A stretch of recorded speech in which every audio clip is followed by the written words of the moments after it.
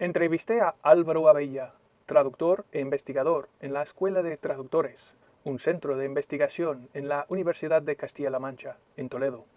Él me habló de la historia de la traducción en la ciudad y los muchos logros del rey Alfonso X el Sabio. Como bien sabes, la Escuela de Traductores medieval realmente no tenía una sede, un edificio concreto, eran distintos centros en los que se traducía en distintas épocas históricas en la ciudad. El concepto de Escuela de Traductores de Toledo es un concepto moderno, creado por los historiadores en el siglo XIX, para referirse al movimiento de traducción que hubo en esta ciudad en la Edad Media. Toledo era una ciudad que tenía una gran importancia tanto en el reino visigodo como posteriormente en la España musulmana. En esta ciudad convivían las tres culturas, había población que dominaba 3, 4 idiomas y esto favorecía, era un caldo de cultivo perfecto para que aquí se desarrollara un movimiento de traducción. Aparte de que a esta ciudad llegaron una gran cantidad de bibliotecas, sobre todo cuando la biblioteca de Córdoba, muchos de sus libros, al llegar los almohades, fueron trasladados hacia el norte y llegaron a la taifa de Toledo.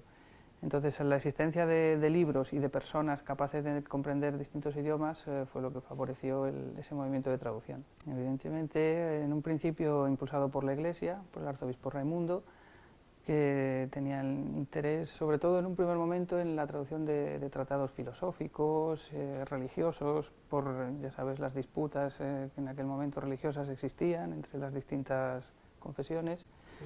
Y más adelante, pues sobre todo con el impulso de Alfonso X, pues es la corona la que retoma la actividad traductora e impulsa la traducción ahora ya hacia otra lengua, hacia el castellano, como lengua naciente, y todo el movimiento de traducción que hubo en esta ciudad favoreció y consolidó el desarrollo del castellano como idioma.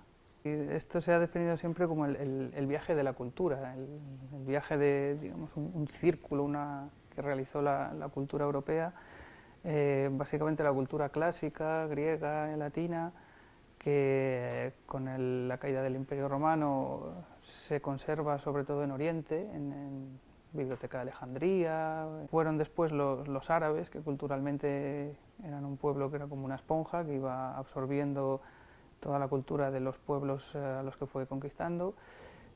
Con la expansión del Islam, toda la cultura que había en Oriente, de origen griego, latino, llega a través del norte de África al Andalus, a España, y esa cultura que en Europa había sido olvidada, a través del Andalus y de Toledo, regresa a Europa. Por eso Toledo se convierte en un foco de atracción de traductores venidos de distintas partes de Europa. El más famoso traductor que hubo en Toledo, Gerardo de Cremona, venido de Italia, pero también tenemos traductores que venían de Gran Bretaña, traductores incluso de la región dálmata.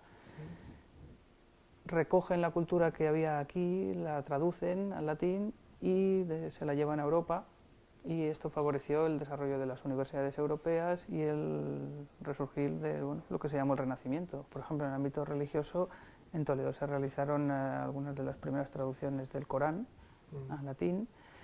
En el campo de la medicina se traduce el Canon de Avicena, fundamental, libros como el Almagesto, libros de astronomía.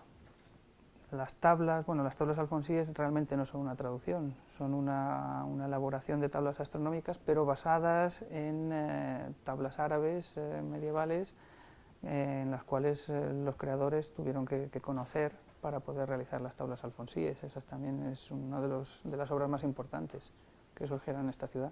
También obras de Galeno. La filosofía también tuvo su peso, sobre todo en la creación también de conceptos como el neoplatonismo, que a través de las traducciones que se realizaron en Toledo, pues fue teniendo su peso en la filosofía cristiana también. Hay que destacar también que estamos en un contexto de reconquista. En aquel momento quien estaba avanzando más hacia el sur y estaba más conquistando tierras musulmanas era el Reino de Castilla, con lo cual la lengua castellana fue la lengua predominante, la lengua en la que se comenzó a redactar cultura, porque la reconquista realmente no es un acto destructivo, no es eliminar todos los restos del otro, sobre todo teniendo en cuenta que la cultura árabe en España estaba mucho más avanzada que culturalmente que los reinos cristianos del norte de la península, con lo cual es lógico que no era una invasión de bárbaros que iban destrozando todo lo que iban encontrando, sino que Alfonso X, por eso se le llama el sabio, supo aprovechar todo lo positivo que habían introducido los árabes en la península y con ello conformar también la identidad del nuevo reino de Castilla que estaba creando. El concepto de la Escuela de Traductores de Toledo es algo conocido en toda España, es algo que se estudia en los colegios. Nosotros aquí recibimos visitas de alumnos de institutos que en sus programas académicos, en sus asignaturas de historia o de lengua española, estudian en lo que fue la Escuela de Traductores de Toledo, y el concepto de la ciudad de las tres culturas, la convivencia y la traducción que facilitó el conocimiento mutuo entre las culturas. Eso el pueblo español lo tiene y conoce este centro, esta ciudad, por esa tradición histórica.